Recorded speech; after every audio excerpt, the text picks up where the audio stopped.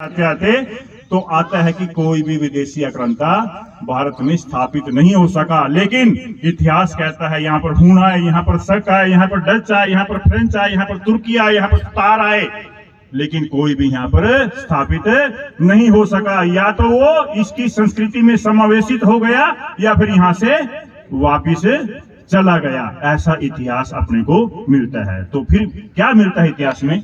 एक सन आता है 712 ईस्वी में मोहम्मद बिन कासिम ऐसा पहला शासक मिलता है जिसने भारत के सिंध प्रांत में राजा दाहिर को हराकर यहाँ पर शासन शुरू किया। तो मतलब कि आज से 13 से 12 वर्ष पहले।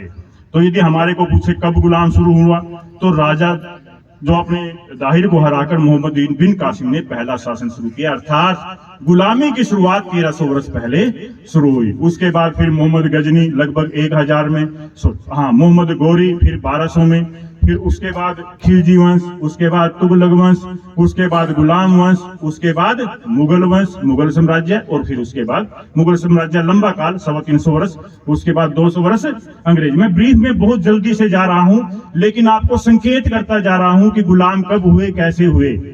तो ये सारे वंशज आए, ये इन सब ने यहाँ पर राज्य की स्थापना की और ये स्थापित रहे। और अंत में लेकिन बच्चों को क्या पढ़ाया गया? अंग्रेजों ने शासन किया। इससे पहले जो शासक करके गए, आज तक उनके नाम पे सड़कें हैं, आज तक उनके नाम पे भवन हैं। लेकिन वो क्यों हैं? क्योंकि हमारी संतति को ये बोध नहीं करवाया गया कि हम 712 से गुलाम होना शुरू हो गए थे। किताबों में मात्र इतना पढ़ा दिया गया कि ईस्ट इंडिया कंपनी आई थी और 1857 के बाद उसने शासन करना शुरू कर दिया। इस प्रकार 1757 के बाद शासन करना शुरू कर दिया, इस प्रकार का केवल। लेकिन हमें सारी जानकारियों गुलाम कब हुए थे। अब अगली बात आ जाती है, मैं छोटा छोटा संकेत कर रहा हूं कि गुलाम हम क्यों हुए थे। जो ऐसा भारत विभा में भी, वैभव में भी, हर प्रकार में विश्व गुरु भारत, तक्षशिला और नालंदा के जहाँ इतिहास है कि सारी दुनिया से यहाँ बालक पढ़ने के लिए आते थे, वो क्यों हुआ? साथियों, 3 मुख्य कारण थे। जब भी ये कारण घटना घटेगी, भविष्य में फिर कोई ना कोई पुनरावृत्ति हो सकती है। इन 3 बातों से बचना पड़ेगा, क्योंकि भारत के जो लोग थे वो आत्म विस्मृत हो गए थे, भारत के लोग आत्म केंद्रित हो गए थे, भारत के लोगों में सामूहिक अनुशासिता की कमी हो गई थी।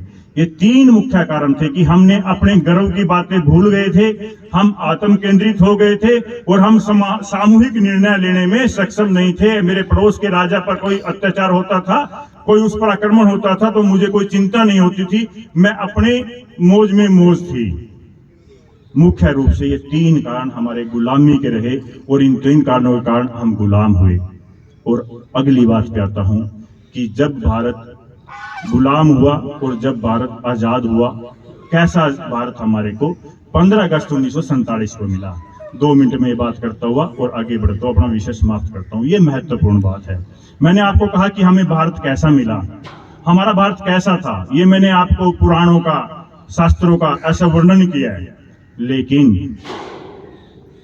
कहते हैं कि पिछले 2400 वर्षों में भारत के 25 विभाजन हुए, और मैं उन 25 विभाजनों पे नहीं जाता। जो आर्यव्रत से लेकर इंडोनेशिया और हिमालय से लेकर हिंद महासागर था, मैं तो केवल 1857 के बाद जो अंग्रेजों ने हमारे साथ षड्यंत्र किया है, केवल उन 7 टुकड़ों पे जाता हूं। भारत के जो 7 टुकड़े किए अंग्रेजों ने, अंग्रेजों से पहले भी हमारे 17 टुकड़े हुए, कुल 24 टुकड़े इस प्रकार के हमारे भारत के हुए। 1876 में सबसे पहले हमारा अफगानिस्तान का आप इतिहास उठा के देखो तो शैव मत के लोग थे, विष्णु मत के लोग थे, उसके बाद बौद्ध मतावलंबी लोग थे, और उसके बाद इस्लाम आए। ये भारतीय संस्कृति, यहाँ पर अलग अलग राजाओं की सत्ता जरूर थी, लेकिन ये सारा अखंड भारत सांस्कृतिक रूप से एक भारत था। तो 1876 में अंग्रेजों ने और साम्राज्यवादी जो समाजवादी जो ताकतें थी, रशियन ताकतें थी और पूंजीवादी, उन दोनों के झगड़ों में इसको अलग कर दिया गया और डोमिन स्टेट घोषित कर दिया गया 1876 में। 1904 में नेपाल को अलग घोषित कर दिया गया और वहां पर एक अलग रेजिडेंट बिठा दिया गया। आजाद तो 1947 में हुआ, लेकिन अंग्रेजों ने उसको अलग रेजिडेंट बिठा दिया। 1906 में इसी प्रकार भूटान को भारत से अलग करके अलग रेजिडेंट बिठा के उसको अलग से घोषित देश कर दिया। 1935 में श्रीलंका को अलग कर दिया। 1937 में म्यांमार को अलग कर दिया, जहां काले पानी हमारे लोगों को जेल किया करते थे, वो भारत का हिस्सा था। और 1947 में शायद बच्चों को पता है 80% बच्चों को पता है कि पाकिस्तान भी भारत का हिस्सा था, 14 अगस्त को अलग हो गया। बांग्लादेश भी भारत का हिस्सा था, 1971 में बांग्लादेश बन गया। पूर्वी और पश्चिमी पाकिस्तान थे। केवल बालक को जब मैं पूछता हूँ बात, बालक क्या बड़े लोगों को पूछते हैं, तो यहाँ तक तो पहुंचते हैं लोग कि भारत पाकिस्तान बांग्लादेश की सब जो आजादी की लड़ाई थी हमने एक होकर लड़ी।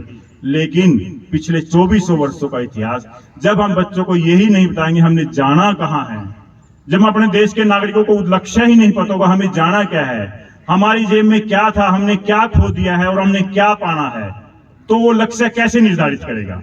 तो आज का जो पवित्र दिन है ये इसीलिए मनाया जाता है कि हमने क्या खोया और क्या हमने पाना है। इस प्रकार का भारत था। और अंत में अपनी बात समाप्त करता हुआ 5वीं बात कि आज हमने संकल्प क्या लेना है।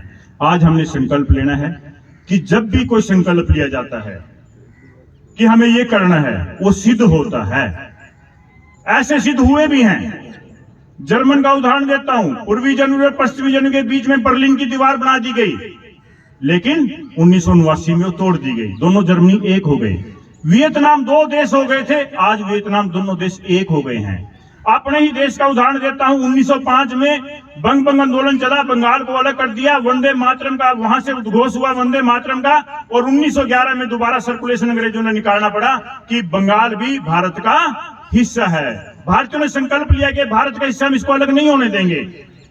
उत्तर कोरिया और दक्षिण कोरिया की एक होने की बात चल रही है। 1800 वर्षों तक इजराइल लोग दुनिया में कहीं भी मिलते रहे तो कहते रहे यरूशलेम में मिलेंगे। यरूशलेम का जो हिब्रू भाषा में कहते थे वो, और 1800 वर्षों बाद 1948 में, देखो साथियों संकल्प कितना बड़ा है, अपना तो इतना बड़ा नहीं है। 1800 वर्षों बाद 1948 में इजराइल आजाद हुआ और सब हिब्रू भाषा को भूल चुके थे। आजाद होते ही ये घोषणा की कि हमारी मातृभाषा हिब्रू भाषा होगी। क्या आज अपना बच्चा 89 में अंतर जानते हैं?